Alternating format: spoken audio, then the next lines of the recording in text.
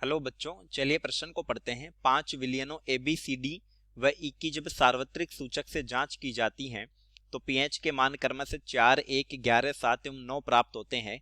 कौन सा विलयन उदासीन है, प्रबल क्षारीय है, प्रबल अम्लीय है? तो आइए प्रश्न की मुख्य अवधारणा पे बात करते हैं। मुख्य अवधारणा देखिए, पीएच स्केल के आधार पर समझेंगे क्षारीयता, अम्लीयता और उदासीनता। तो ये 0 से लेकर 14 तक पीएच मान अंकित होते हैं पीएच स्केल पर।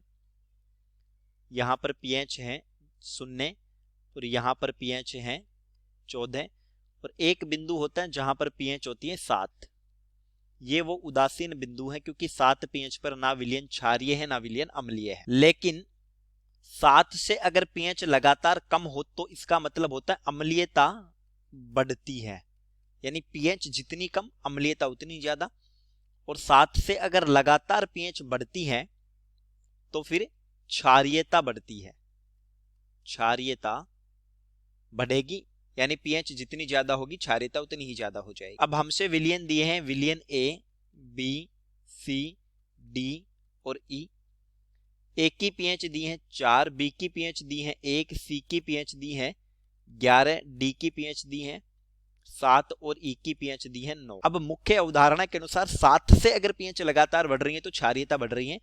तो डी की तो 7 ही है, यानी ये तो क्या है, उदासीन विलयन है, उदासीन विलयन।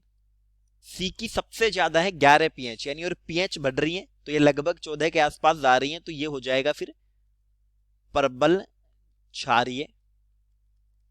सभी विलयनों में तुलना करेंगे तो ये प्रबल होगा।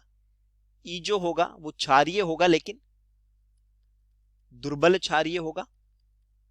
बी की पीएच 1 है, यानी सबसे कम पीएच है, पीएच 7 से लगातार कम हो रही है, तो ये हो जाएगा फिर अम्लीय विलयन और ये अम्लीय होगा प्रबल।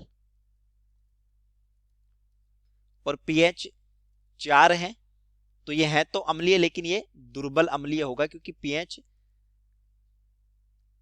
7 से कम होने पर अम्लीय है, दुर्बल अम्लीय। तो हमने सभी विलयनों को पीएच के आधार पर समझा। चलिए उम्मीद करता हूं प्रश्न समझ आया होगा। धन्यवाद।